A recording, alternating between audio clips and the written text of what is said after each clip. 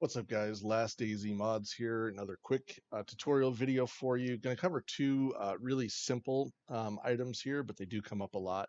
And so yeah, we are going to cover spawning in all of your loot pristine, so it's not damaged or badly damaged when it spawns in. It's all pristine.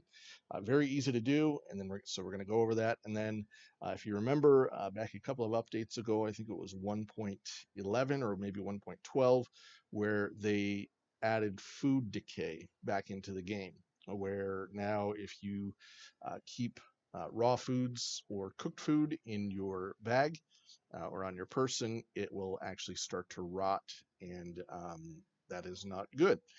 Definitely, if you're more into the hardcore style, which I prefer, leave it on. It definitely adds another challenging element. But if you want to, just sort of take it off and focus more on the building and PvP elements of the game, here's a quick fix, and I will show you how to do that. So first of all, we're going to pop over to our Nitrado for our DayZ server, and we're going to get into our file browser. And so for these ones, we can go ahead and download the file. It's not. This is something you can do on your phone or in your settings right here very easily. We're just going to edit one line, but for the sake of completion, we'll go ahead and download these files. Particularly with the first one for spawning items in Pristine. There's a lot of other mods that you can do in that spawnable type. So chances are, if you're adding mods to your server, you're going to be working in that file anyways. So we're going to download this spawnable types here. I think we've already got a copy of it in our server backup. And we're going to go to OG original files. We do already have a copy, so we'll just kind of overwrite that just for the sake of demonstration. Yep. Computer never likes that when we do that. Okay, so very quickly, I'll show you how to do this kind of both ways. If you don't want to download it, you certainly don't have to. It's not necessary because then you have to go in and reinstall it. So it's a lot easier if this is all you're doing to just simply do it while you're in the settings. But again, just in case you're adding other mods, um, you can download it and do it this way. So again, we're going to make a copy in the mods file. And paste that. We're going to give another beep here. Hold on.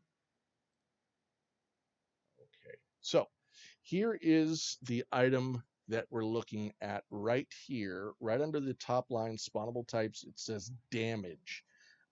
This is the amount of damage that loot in the game will spawn in with. And you'll see that the minimum amount is 0.3 or 30%, and the maximum amount is 70, where it's badly damaged.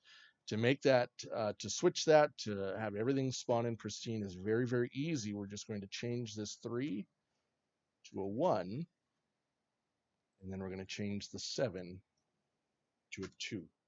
So now anything that spawns in will spawn in pristine and with no damage. And then what we would do, we'll save that, run a quick validation if you want, can't hurt, and then re-upload that file.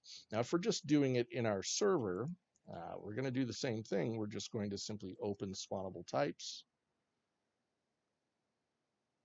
wait for it to load.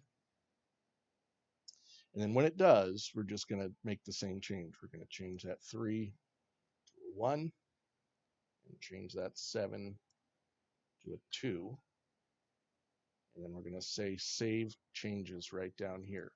Now, bear in mind that this will take, I always tell people it takes up to about 24 hours for it to cycle, all the way through, because essentially once you load this in, it doesn't automatically just wipe all of the loot off your server and throw in all of the pristine stuff. It's going to take one loot cycle.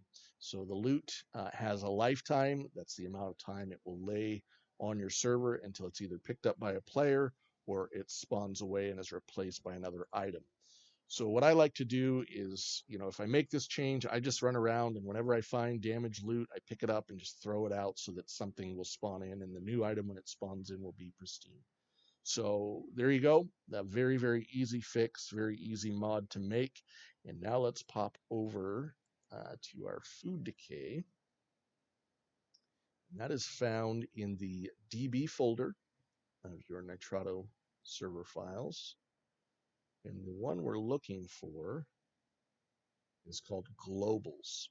Globals. So again, just for the sake of completion, we'll download this. I don't usually keep this downloaded unless I'm working on a more involved server build, like a deathmatch server or something.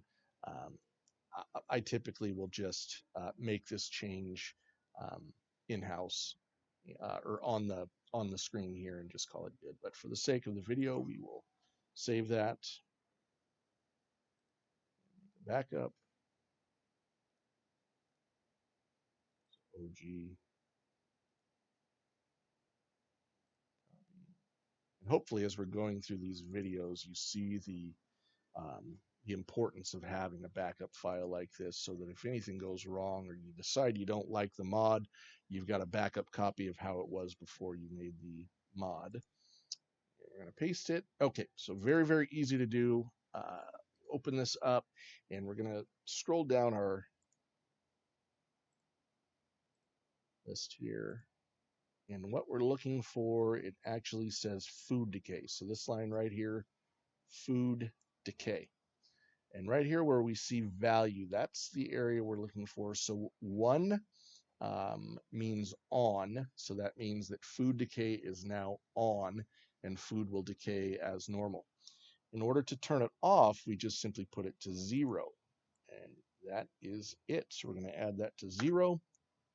Save that file, and then you would put that, reinstall that into your game files, replacing the one that's there, and now your food will not decay and will